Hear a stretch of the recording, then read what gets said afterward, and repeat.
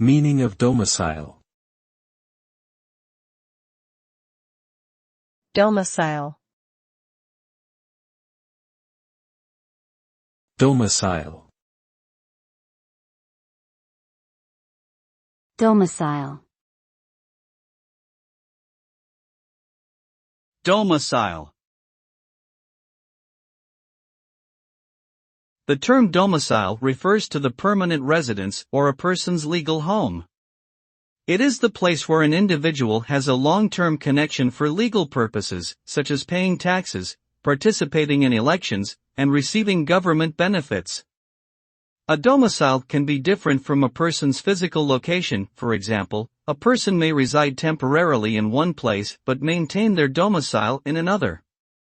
This concept is particularly important in matters of inheritance, taxation, and legal jurisdiction as it determines a person's legal rights and obligations in various contexts.